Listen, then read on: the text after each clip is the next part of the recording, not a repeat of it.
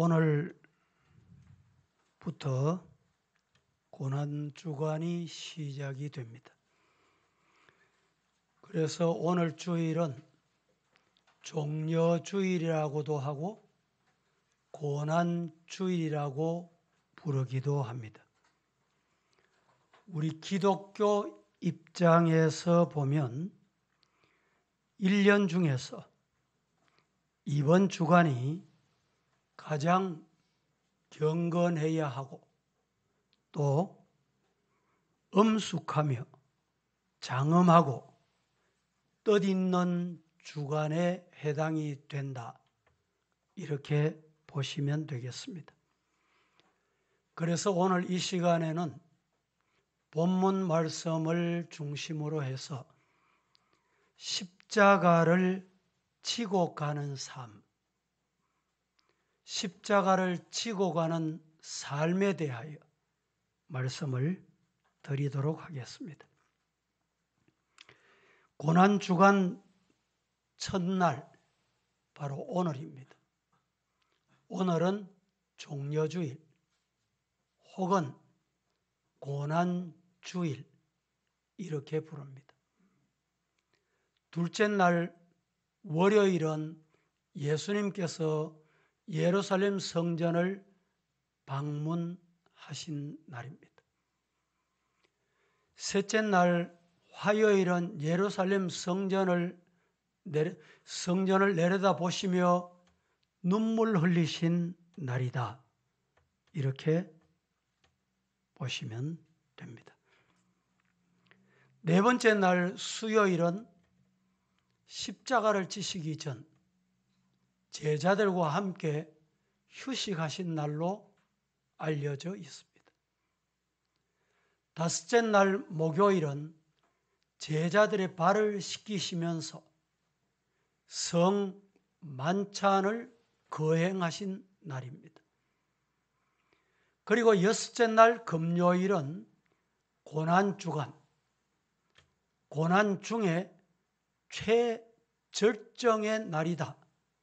이렇게 보시면 되고 마지막 일곱째 날은 안식일이었습니다. 좀 더 요약해서 말씀을 드려보겠는데, 첫째, 오늘 종려주일, 이 고난주간이라고 하는데 2000년 전 예수님은 나귀를 타시고 예루살렘 성에 입성하셨습니다. 그때 군중들은 옷을 벗어서 길에 깔고 종려나무를 꺾어서 들고 예수님을 구세주로, 만왕의 왕으로, 그리고 메시아로 열렬히 환영하고 환호했습니다. 후대에 와서 사람들은 이 날을 기념하기 위해서 종려주일이다 이렇게 부르게 됩니다. 초대교회는 교회들이 이 날에 종려나무를 꺾어서 종려나무를 흔들면서 시가행진까지 했다라고 기록을 남겨두고 있습니다. 둘째 날, 바로 내일 월요일은 예수님께서 예루살렘 성전을 방문하신 날입니다. 거룩해야 할 성전에서, 성전은 거룩해야 합니다. 거룩해야 할 성전에서 불결하고 속된 시장 바닥과 같은 문란해진 성전의 모습을 예수님께서 보시게 됐습니다. 그 모습을 보시고 상을 엎으시고 채찍을 휘두르시고 그들을 성전에서 내쫓으셨던 것입니다. 그리고 길을 가시다가 잎만 무성한 무화과 나무를 보시고 저주하시게 됩니다. 성전은 더러워지고 무화과나무는 잎만 무성한 모습을 보신 예수님은 분노하셔서 잎만 무성한 그 무화과나무를 저주하시게 됩니다. 타락할 대로 타락해버린 예루살렘의 도성, 그리고 그보다 더 타락해버린 제사장, 성도들, 성전 안에 있는 그 모습들을 보시고는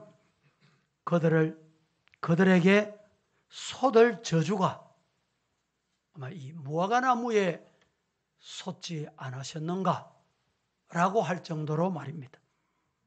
이렇게 둘째 날을 보내시고 셋째 날인 화요일은 예루살렘 성전을 아니고 성을 내려다 보시면서 눈물을 흘리신 날이다. 예루살렘 성을 내려다 보시고 예수님이 눈물 흘리신 날이다. 왜 예루살렘 성을 내려다 보시고 예수님이 눈물 흘리셨을까요? 그 이유를 여러분 기억하시고 계십니까? 예수님은 앞으로 40년만 있으면 망해버리고 말 예루살렘 도성의 앞날을 주님께서 일찍이 아시고 계신 것입니다. 보시고 계신 것입니다. 그날 이 도성이 처참하게 무너져 내릴 그때를 보시면서 그것도 모르고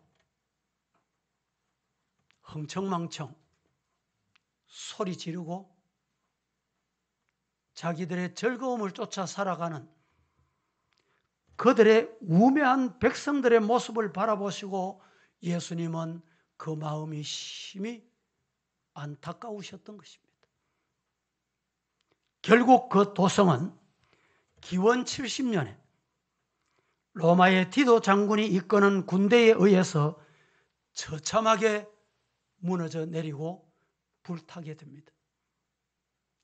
그 일로 말미암아 약 110만 명, 많은 사람들이 희생을 당하게 됩니다. 도성은 산산조각이 나고 그 도성은 순환의 도성으로 바뀌게 되고 만 것입니다. 그래서 예수님께서 십자가의 행렬을 따르면서 눈물 짓는 여인들에게 말씀하신 내용이 있습니다. 뭐라고? 여인들을 향해서 예수님께서 예수님 자신을 보고 울지 말고 예수님 자신을 보고 눈물 흘리지 말고 너와 너희 자녀들을 위해서 울어라. 오늘 이 시간에 말씀 들으면서 예수님 십자가 고난당하신 그 고통이 얼마나 크겠노? 이러시면서 안타까워하시지 마시고 내 자신을 보고 내 자녀를 보고 눈물 흘리고 회개하고 울부짖는 복의 시간이 되기를 예수님 이름으로 축복합니다. 수요일이 넷째 날이지요.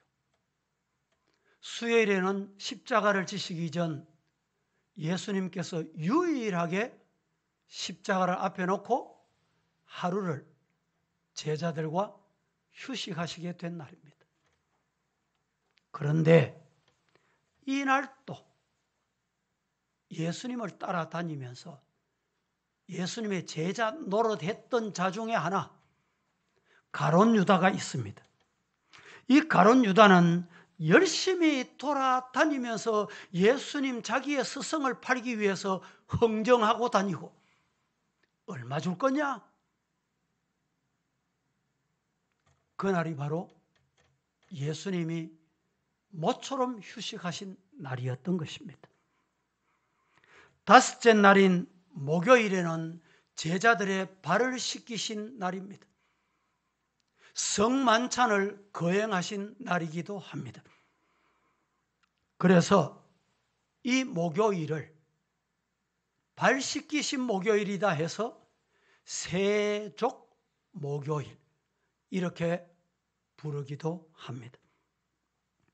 때가 얼마 남지 않은 것을 아시는 예수님은 제자들을 마음껏 있는 힘을 다해 사랑을 베푸시고 싶으셨던 것입니다. 그래서 제자들의 발을 씻겨주시고 제자들과 함께 최후의 만찬, 떡을 떼고 포도주를 나누시는 거룩한 행사를 거행하셨습니다. 주님은 제자들의 그 모습을 얼마나 사랑하셨던지 내일 되면 십자가 지실 것을 생각하시고 제자들을 그냥 버려두고 갈 수가 없어 제자들을 끌고 어디로 가셨냐? 겟세마네 동산에 가셨습니다. 여기에 제자들을 끌고 가셨다. 뭐 쇠고랑을 채고 끌고 갔겠습니까? 코에 고삐를 채고 끌고 갔겠습니까? 아닙니다. 끌고 갔다는 의미는 뭐냐? 제자들의 마음이 감동돼요. 내일이면 예수님 십자가 지실 텐데 우리도 예수님 겟세마네 동산에 기도하러 가시는데 가야죠. 그렇게 간 것이 아니다 이 말입니다. 뭘 보면 아느냐? 예수님은 겟세마네 동산에서 제자들을 여기서 기도하게 하시고 조금 더 나아가셔서 기도하시다가 예수님이 내려와 보시니 그 제자들이 깊이 잠들어 졸고 있었습니다. 그 모습을 보신 예수님께서 이렇게 말씀하십니다. 잠시 동안도 깨어 기도할 수 없더냐? 깨어 기도해라. 성도 여러분, 이 제자들이 끌려간 모습은 여기서 볼 수 있어요. 즐겁게 기도하고 예수님이 저 위에서 기도하시는 그 모습을 들으면서 울부짖고 같이 기도한 것이 아니라 잠시 동안 그 시간이 얼마인지는 알 수 없지만 아무튼 짧은 시간이었으면 분명합니다. 이 짧은 시간에도 깨어 있지 못하고 졸고 있었던 것입니다. 끌려간 거잖아요. 여러분, 오늘 주일 예배를 드리고 있습니다. 거룩하게 드리시기를 주님 이름으로 축복합니다. 깨어 정신을 차리고 말씀을 받으시기를 축복합니다. 그렇지 않고 겟세마네 동산에 끌려갔던 제자와 같이 끌려온 성도가 있다면 정신이 다른 곳에 팔리게 됩니다. 졸게 됩니다. 거룩한 예배, 온전한 예배가 될 수가 없는 것입니다.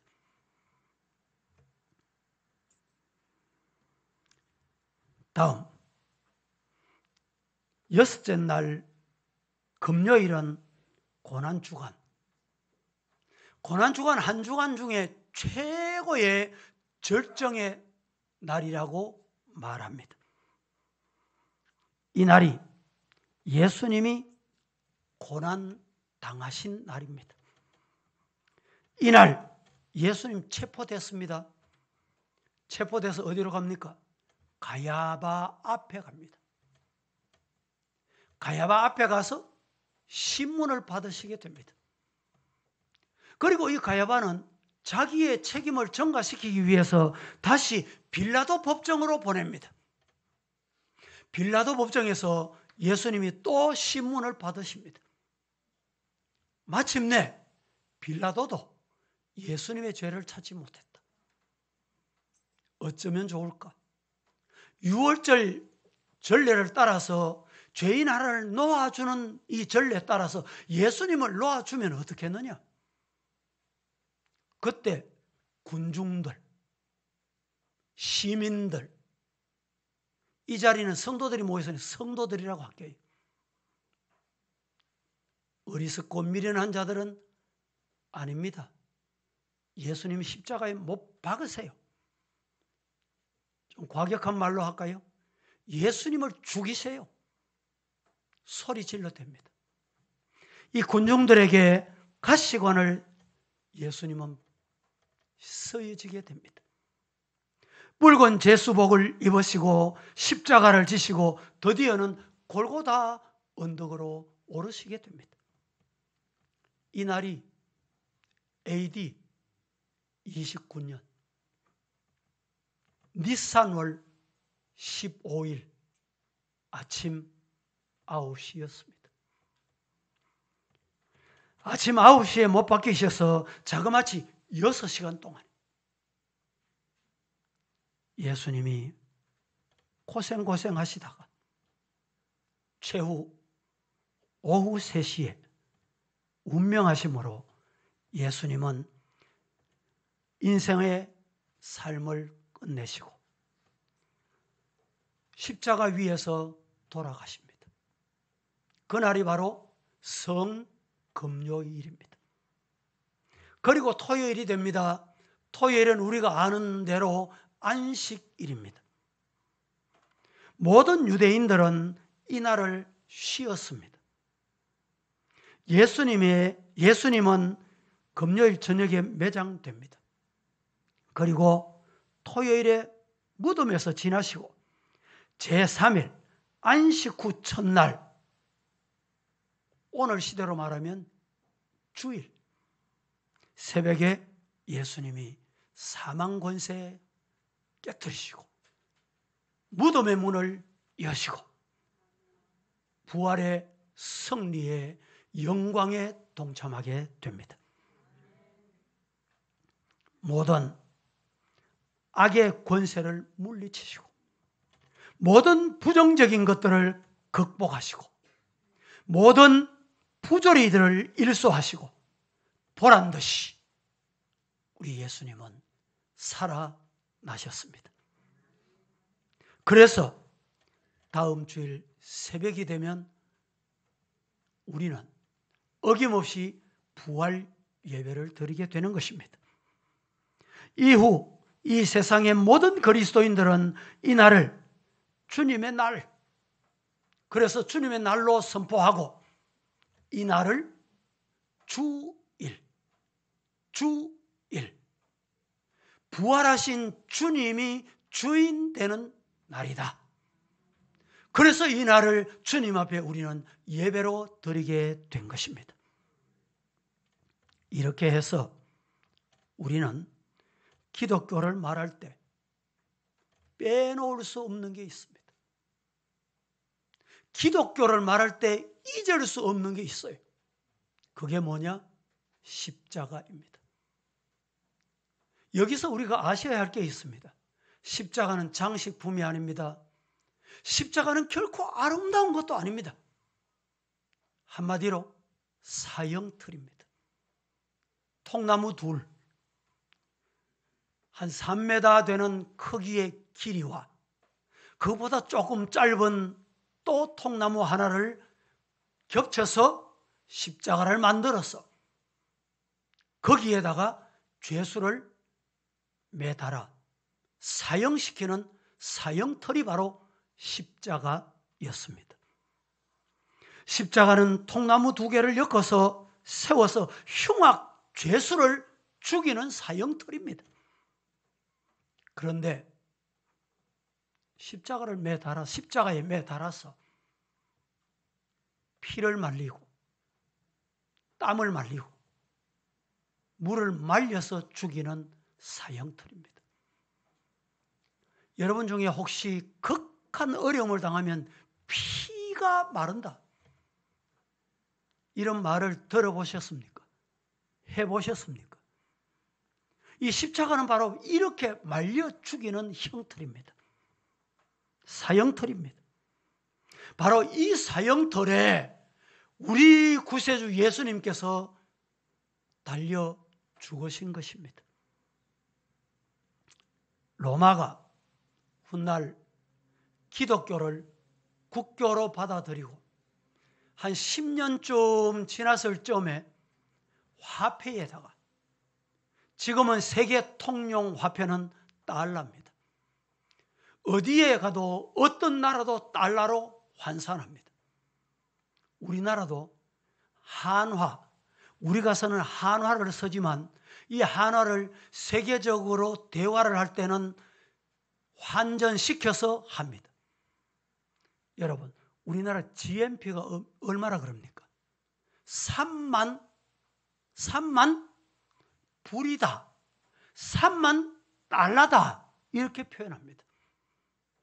그 당시에는 로마 화폐가 세계 화폐 권위가 있었기 때문에 이 로마 화폐에다가 십자가를 집어넣습니다.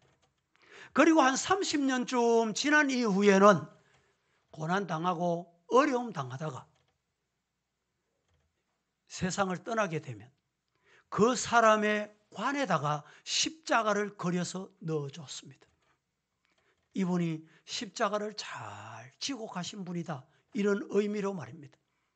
그것이 유래돼서 오늘날 우리 한국 교회 성도들도 세상을 떠나시게 되면 관에다가 명정 위에 십자가를 그려 넣게 된 듯 합니다. 4세기 이후에는 어떻게 변화되느냐? 교회당에는 십자가를 달았습니다. 그것이 오늘날 세계교회 십자가를 달게 된 유래가 된 것입니다. 이스라엘에 가면 십자가가 달린 교회가 있고 십자가 아닌 다른 것이 달려있는 교회가 있어요. 다른 게 뭔지 아세요? 십자가가 아니고 다른 것이 달려있는 교회는 장딱이 달려있어요. 왠지 아십니까? 대단한 의미가 거기에 있습니다. 십자가를 보고 예수님을 생각하시듯이 이 장딱을 보고 예수님께서 베드로에게 닭 울기 전에 3번 네가 나를 부인할 거다, 그때 손사래를 베드로는 흔들었습니다. 그런데 진짜 예수님이 십자가에 못 박혔을 때 니도 예수 당이지, 네 곁에 가니까 예수의 냄새 난다, 진짜 예수 제자구나, 이럴 때 손사래를 흔들고 베드로가 나도 아니야 이 말을 할 때 이어서 닭이 3번 울더라. 그 소리를 듣고 베드로는 통곡하며 회개합니다. 전설에 의하면 베드로는 남은 생애를 주님을 위해 살다가 마지막 십자가에 거꾸로 못 박혀 죽었다, 이 의미를 생각해서 닭소리 듣고 회개하거라. 교회 오면 닭소리 듣고 회개하는 곳이 교회다. 여러분, 오늘 교회 왜 오셨습니까? 아니, 저 인간이 회개해야 될 게인데, 저 인간 회개시켜야 될 게인데, 그래 교회 오셨습니까?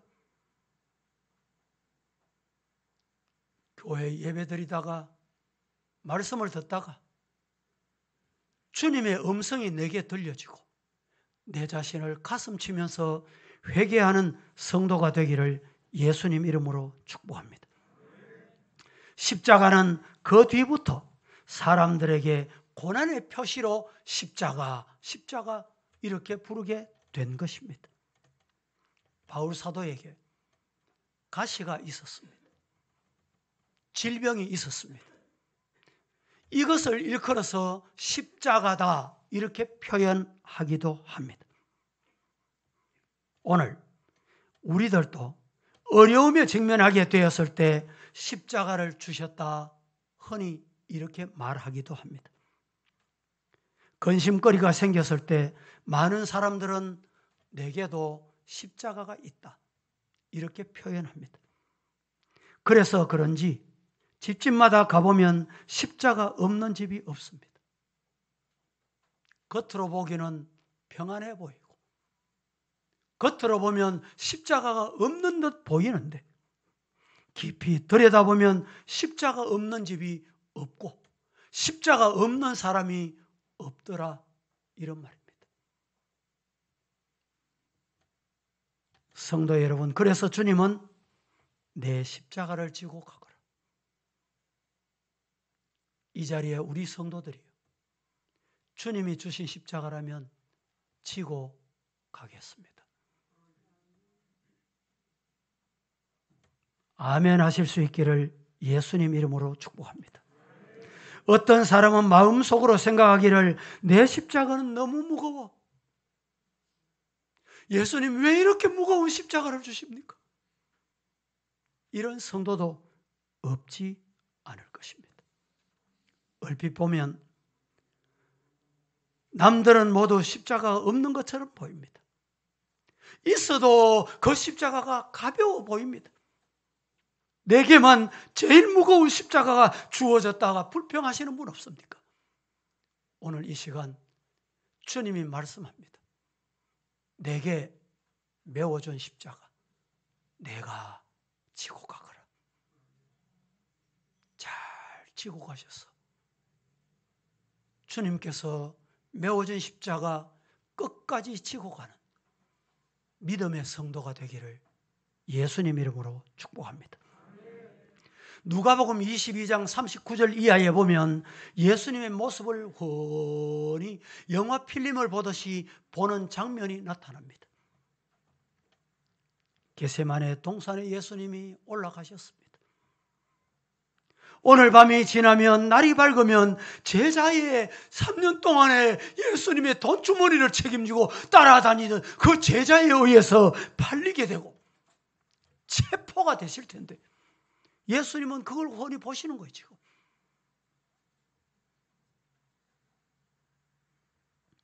그런데 저 산 아래서는 군인들이 지금 예수님 내려오기를 아침에 기다리고 있습니다. 날이 밝으면 금요일 십자가를 예수님은 지셔야 합니다. 이 십자가는 누가 대신 져줄 수도 없습니다. 져줄 수 있는 일도 아닙니다. 어떻게 면할 도리도 없습니다. 이 절박한 시간 너무너무 괴로우셔서 몸부림치시며 예수님은 울부짖고 기도하신 것입니다. 혼자서는 너무너무 고독하셔서 제자들을 데리고 제자들을 끌고 기도 장소로 오르셨던 것입니다. 얼마나 외로운 시간이었습니까? 얼마나 예수님의 마음이 고통스러운 시간이었겠습니까?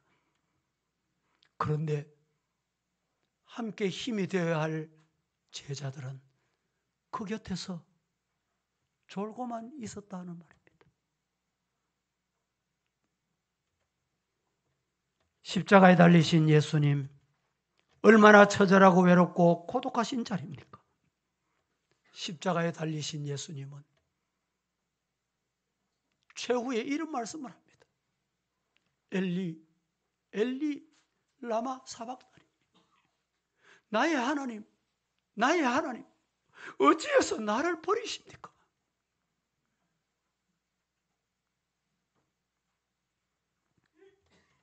하나님을 불러가며 고뇌 속에서 절규하는 이 예수님의 처절한 모습, 이 모습을 우리가 어찌 잊을 수가 있겠습니까?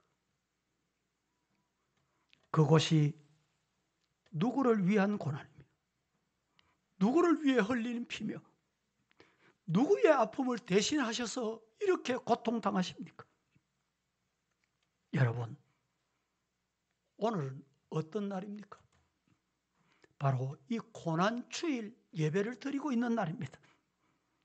우리는 겟세마네 동산에서 피땀 흘리며 기도하시는 주님, 그 모습을 생각할 수 있어야 하기를 않겠습니까?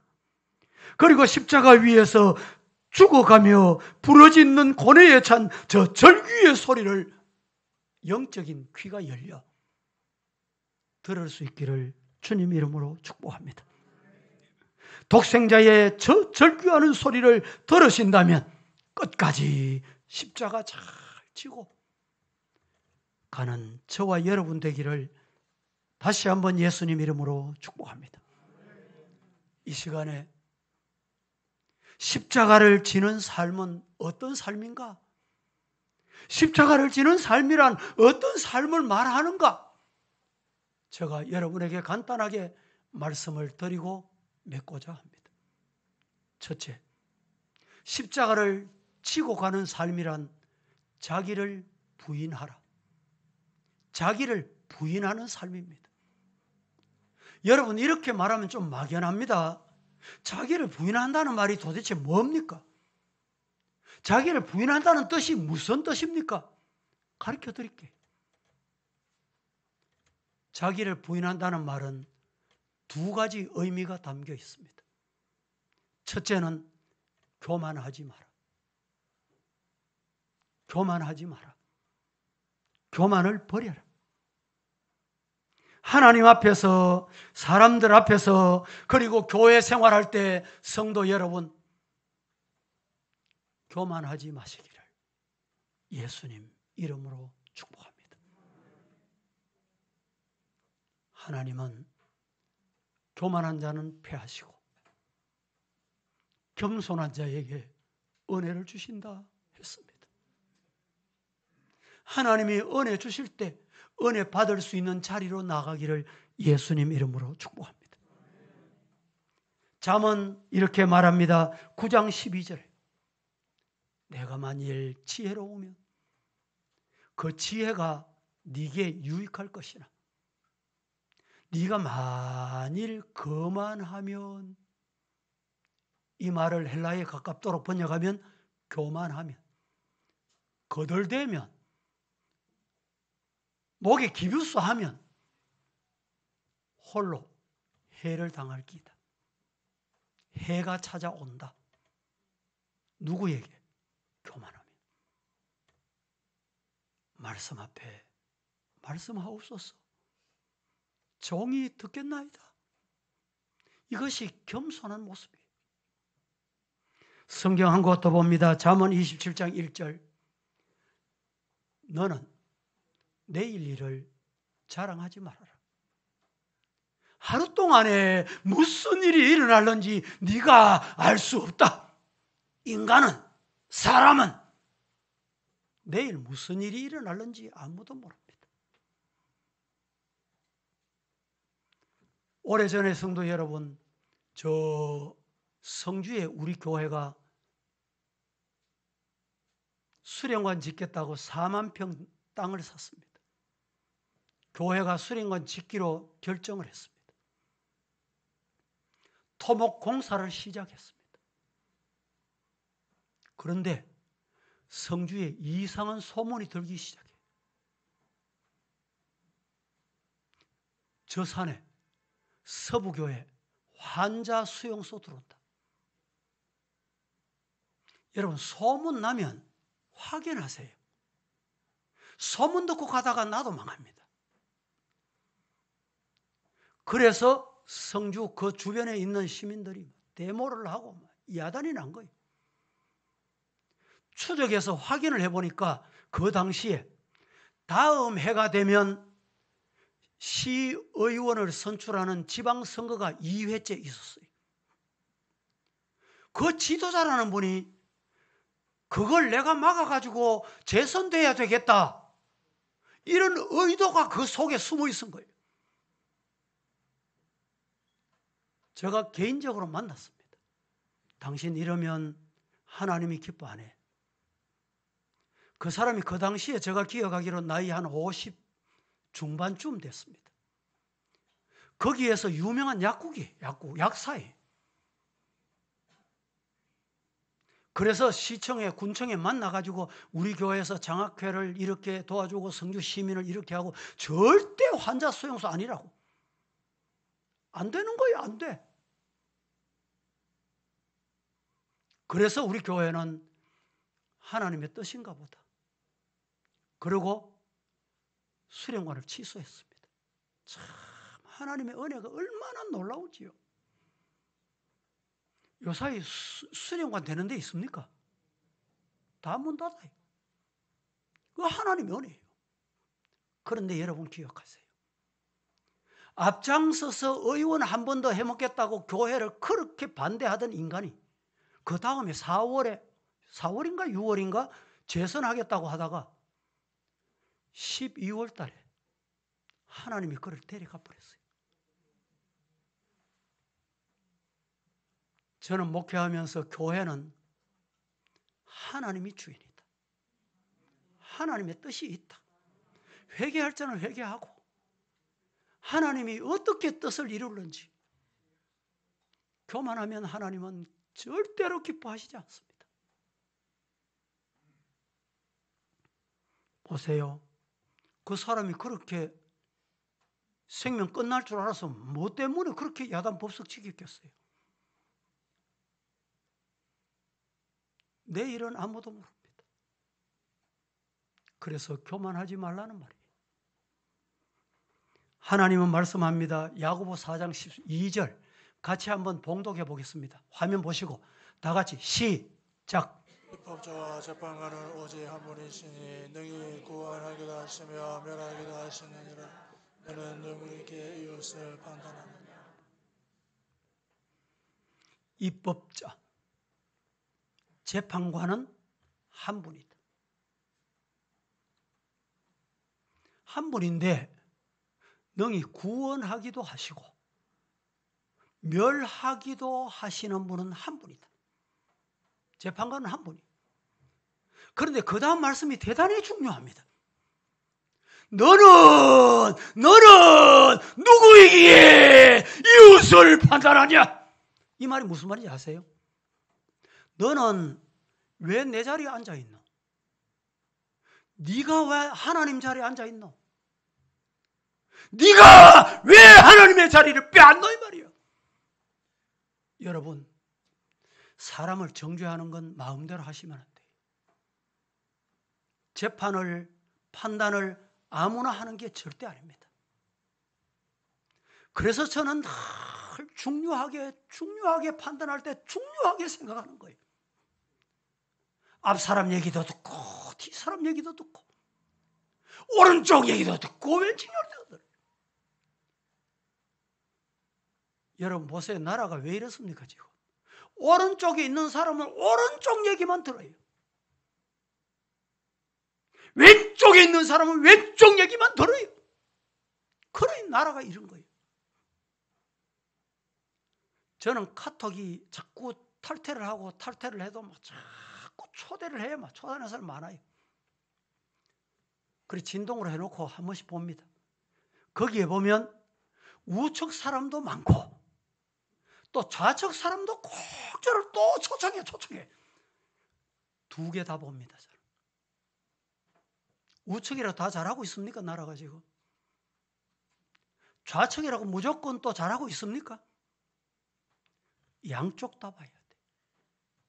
잘 보셔야 돼.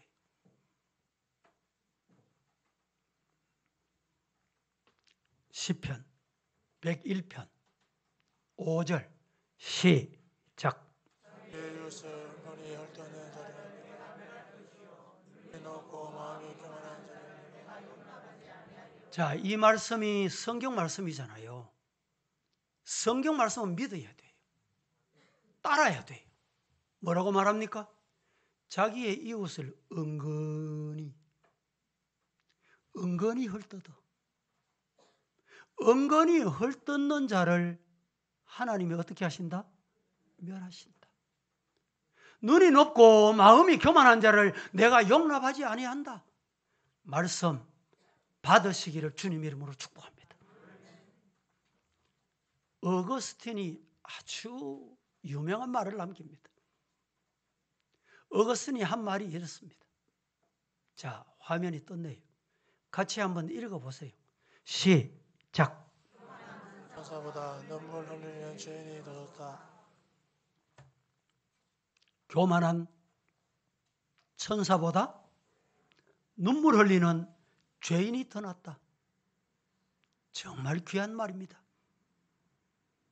교만한 천사는 하나님의 징계를 받아 쫓겨 내려와서 사탄과 그 따르는 귀신의 무리가 되고 세상을 지금 요란하는 자가 되고 말았습니다. 자기를 부인하는 삶을 사시기를 예수님 이름으로 축복합니다. 자기를 부인한다는 말이 무슨 뜻이라고요? 교만을 버려. 다 내려놓아.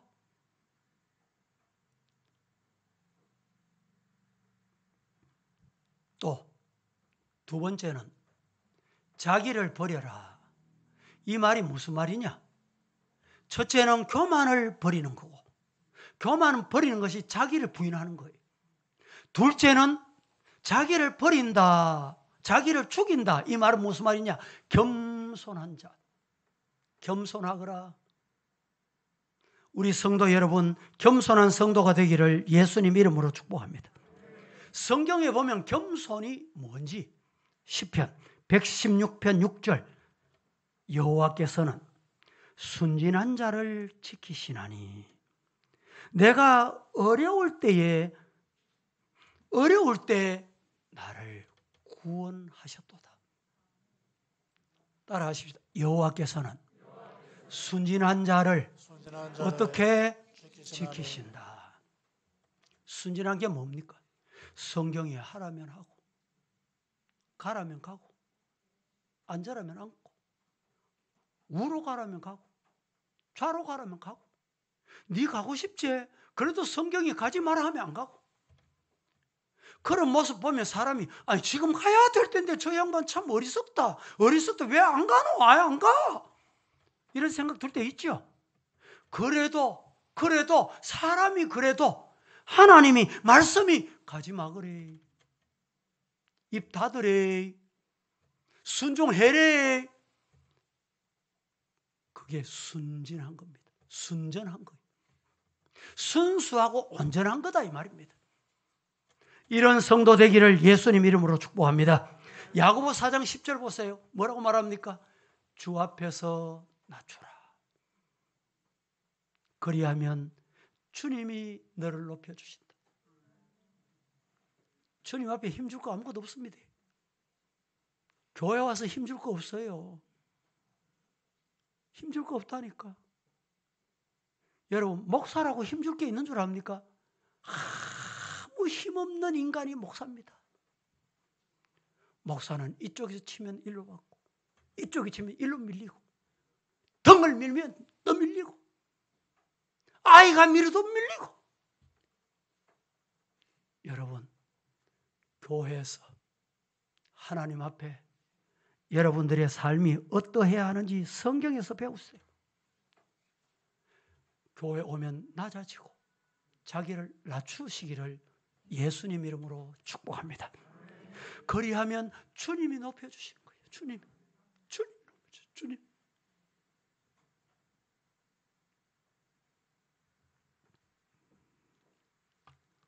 베드로전서 5장 6절 시작. 그러므로 하나님의 능하신 손 아래에서 겸손하라. 때가 되면 너희를 높이시리라. 하나님의 능력 많으신 손 아래서 겸손하거래. 때가 되면 너를 높여주신대. 무슨 말인지 아세요? 하나님의 손에 붙잡혀야 돼. 사람 손에 붙잡혔다가요, 사람 손잡고 가다가 자 우리 이 길 가지. 아이고 내가 니하고 같이 가려고 했는데 뭐 하나님의 뜻이라도 나는 니 따라갈게. 하나님의 뜻하고 달라도 따라갈게. 신앙일까요? 아닐까요? 하나님의 손에 잡혀야 돼요. 최근에 제가 뉴스를 보니까 어떤 여인이 보이스피싱에 속아가지고 은행에 가서 돈을 찾는데 이 은행 직원이 정말 순발력이 있는 분이에요. 좋은 분이에요. 이분이 아무래도 좀 이상한데 홀리거나 좀 판단이 잘못된 것 같다 이래가지고 호출배를 눌렀어요. 경찰이 찾아왔어. 이 여인을 확인해 보니까 보이스피싱에 속아가지고 돈 몇 천만 원 거기 빼서 넣어줄 뻔한 거예요. 여러분 낮아지는 하라면 하고 하면 하는 성도가 되기를 예수님 이름으로 축복합니다. 위대한 사람일수록 겸손의 덕이 많습니다. 성경의 인물 중에 신약에서 정말 이 바울 사도가 아니면 서신이 없으면 여러분 복음이 어떻게 됐을까 할 정도로. 그런데 이 바울 사도가 자신을 뭐라고 말합니까? 만삭되지 못한 자, 10달도 엄마 뱃속에서 못 채우고 태어난 자식 내다 이 말이죠. 죄인 중에 괴수다. 성도 중에 가장 못한 자다. 누구를? 자신을. 우리는 반대 아닙니까? 아이고 저 인간은 팔석둥이 같다. 아이고 저 인간은 만삭되지 못해서 난 자 같아. 여러분, 나 자신이 겸손한 자리에 내려가면 하나님이 때가 되면 십자가 잘 졌구나 높여주시고 붙들어 주십니다. 하나님의 능하신 손에 붙잡히시기를 예수님 이름으로 축복합니다. 사람 앞에 붙잡혀가지고 끌려가다가요 망신당합니다. 성도 여러분, 엄마 손을 꼭 잡고 가는 아이는 엄마 잊어버릴 염려가 없어요. 엄마가 그 아이 손을 꽉 잡으면 그 아이 놓칠 일이 없다니까. 그런데 아이가 엄마 내가 손 잡을게. 그러다가 사람이 복 잡으니까 엄마 손 놓쳤어. 미아가 됩니다. 미아가 돼. 하나님의 능하신 손 아래 하나님의 축복 경험하는 성도가 되기를 예수님 이름으로 축복합니다. 에베소서 3장 8절 한번 읽어보실까요? 다 같이 시작. 모든 성도 중에 지극히 작은 자보다 더 작은 이 은혜를 주신 것은 천장할 수 없는 그리스도의 풍성한 이방인에게 전하게 하시고. 성도 중에 바울 사도가 자신을 일컬어서 성도 중에 지극히 작은 자다. 욥기 보겠습니다. 욥기 37장 24절 시작. 그러므로 사람들은 그를 경외하고 그는 스스로 지혜롭다는 모든 들을. 두 번째, 우리가 십자가를 지고 가는 삶, 어떤 삶인가? 자기 십자가를 져야 됩니다. 자기 십자가를 지고 가는 것이 십자가 지는 삶이에요. 자꾸 남의 것 빼앗으려고 그래. 남의 것에 관심이 많아요. 하나님은 아주 지혜로우신 분입니다. 우리가 감당하지 못할 시험은 허락하지 않으시고 직분을 맡길 때는 능력까지 주신다. 할렐루야. 누가? 능하신 손 가지신 분이. 여러분, 어떤 분이 신앙생활을 하는데 저 사람은 십자가가 없는 것 같고 이 사람은 십자가가 가벼운 것 같고 내게는 왜 하나님 저렇게 무거운 십자가를 줍니까? 원망, 불평이 마음에 가득했어요. 어느 날 깜빡 잠이 들었습니다. 예수님이 찾아오셨어요. 잘 됐구나. 예수님, 평소 불평하던 대로 왜 내게는 이렇게 무거운 십자가를 주십니까? 이랬더니 예수님이 빙그레 웃으시면서 그래, 네 지고 있는 십자가 그거 내려놓고 네 마음에 드는 십자가 여기 많잖아. 하나 골라가거라. 오전 내 십자가를 골랐습니다. 골랐더니 어디에 보니까 장미꽃이 뽀얀 장미꽃이 화이트 장미꽃이 있는데 야, 저 십자가 지면 좋겠다. 그래서 덥석 그 십자가를 울러맸어요. 울러맸더니 웬일입니까? 그 장미꽃 속에 가시가 이따만한 게 있어가지고 막 찌르고 막 어깨 찌르고 등을 찌르고 목을 찌르고 도저히 안 되겠다. 내려놓고 또 찾기 시작하는데 오후 계속 찾아서 해질 무렵에 아무리 찾아도 없어. 마지막 하나 찾았습니다. 찾아가지고 예수님께 갔습니다. 예수님, 드디어 찾았습니다. 이 십자가가 내게 꼭 맞는 것 같습니다. 이랬더니 예수님이 빙그레 웃으시면서 그래, 그렇다. 잘 찾았다. 그 십자가가 네가 지고 있던 십자가 아니냐? 이해가 되십니까? 주님이 메워진 십자가 내가 지고 갈 수 있기를 예수님 이름으로 축복합니다. 십자가를 진다는 말은 무슨 의미일까요?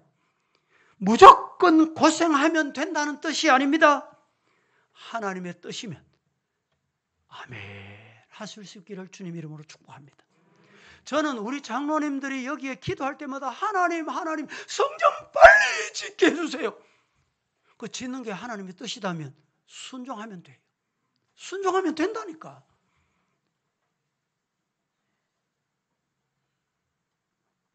세 번째 말씀을 드립니다.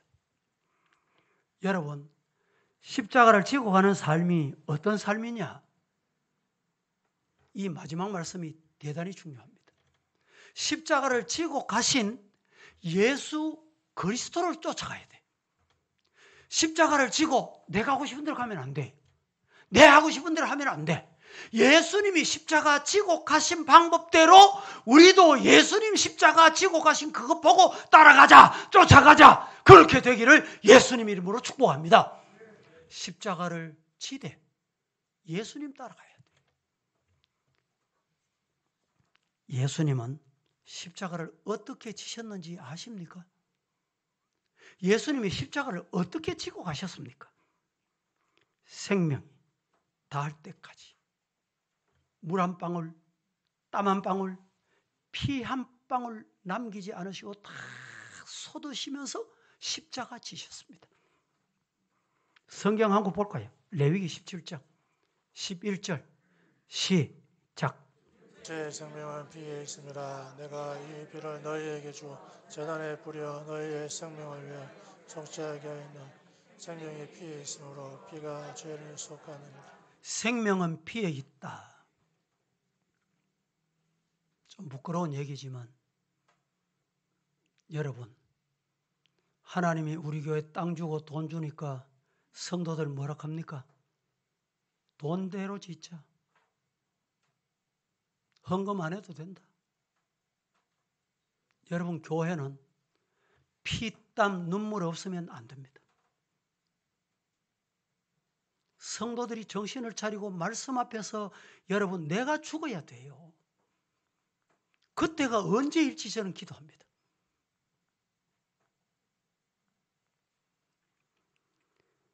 피에 생명이 있다. 피 흘리지 않고 십자가 지는 거 불가능합니다. 좀 과하게 말할까요? 피 흘리지 않고 땀 흘리지 않고 여러분, 예? 십자가 진다. 죄송합니다. 거짓말이에요.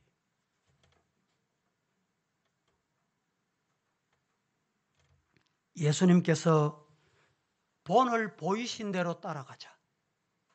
예수님이 십자가 지고 가신 대로 따라가자. 베드로전서 2장 21절 다 함께 시작. 이를 위하여 너희가 부르심을 받았으니 그리스도도 너희를 위하여 고난을 받으사 너희에게 본을 끼쳐 그 자신을 따라오게 하려 하시니 이를 위하여 너희가 부르심을 받았나니 그리스도도 너희를 위하여 고난을 받으사 너희에게 본을 끼쳐 그 자취를 어떻게 따라오게 하려고 하셨다. 예수님이 그냥 폼으로 하신 줄 압니까? 예수님이 그냥 내 피 솟는 거 구경해라. 그래서 십자가 지셨습니까? 십자가 예수님 지신 거 그거 보고 따라오라는 거예요. 따라오라는 거예요. 말씀을 맺겠습니다. 주님께서 십자가를 지실 때 양옆에 함께 달린 강도들은 자기들의 죄값으로 십자가를 졌습니다. 그의 앞에 구레네에서 온 시몬은 자기도 지기 싫은 십자가를 억지로 졌습니다. 그러나 우리 예수 그리스도께서는 우리 인생을 사랑하시는 그 뜨거운 마음으로 자원하셔서 십자가를 지셨습니다. 주님의 은혜는 말로 다 형언할 수가 없습니다. 그러므로 우리 연약하고 죄 가운데 빠지기 쉬운 인생은 주님께서 지신 십자가를 통해서 그 주님의 사랑을 생각하고 주님께서 우리에게 맡겨주신 그 길, 오라고 하시는 그 길 잘 따라가시기를 예수님 이름으로 축복합니다. 이번 한 주간 고난 주간입니다. 고난 주간에도 내 하고 싶은 말 마음대로 하며 사시고 싶습니까? 내 가고 싶은 대로 마음대로 가고 싶으십니까? 절제하시고 한 주간 특별 새벽 기도에 꼭 참여하셔서 고난당하신 주님을 만나시고 그 이후에 십자가 없이 부활의 영광 없음을 기억하고 부활의 영광에 동참할 수 있는 우리 성도가 다 되시기를 예수님 이름으로 축복합니다. 십자가 진다는 것은 자기를 부인하는 거라고 했습니다. 자기 부인하는 것은 교만을 버리고 겸손한 것이라고 했습니다. 여러분, 내게 메워진 십자가, 예수님 가신 그 길 잘 따라가는 저와 여러분 되기를 예수님 이름으로 축복합니다. 축복합니다. 거룩하신 아버지여 감사합니다. 오늘 또